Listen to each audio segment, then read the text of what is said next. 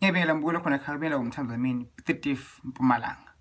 Ngicela sibhida Ingelozi noma Sithunywa noma Imimoya. Sikhule endaweni ezingafani. Mina ngikhulele emakhaya.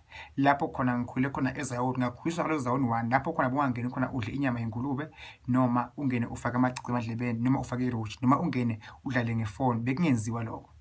So bekuba uhlonipha lento ungasho ukuthi labemoya ngifuna ukuthi babone ukuthi ngidle inyama yepork noma ngifuna ukuthi babone ukuthi ngiphethe ini kitchen lami engalungile bekungakwenzi lokho bovela uhloniphele wena so umoya bobonza okay this person uyahlonipha ungene kulowo muntu thina mina nje ngikhule ngiswe emantini nasentsabeni kodwa ke bebangisele umoya bebangikhulekisa nje ngempilo yami into enzekile end of the end bengithume umsebenzi 3 months uphele 2 months uphele kanye ugcina khona kuphi ekulapheni.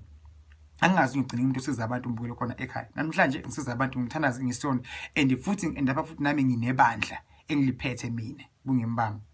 So ke lemakhaya umbukelo khona ekhaya buhlonishwa kakhulu umoya. And bekunzima ukuthi wathi ufuna umoya uzowenzani bese wenza ini ngalo moya. Into bengayicaba ukuthi ngengilaphe ngiyoke ngisiza abantu but namhlanje ngisiza abantu ngimthandazi ngiyelapha ngikhulekisa abantu. Uzona kudala ngisawazi futhi ngisawuthemba kakhulu ngisakholwa kuwo kakhulu.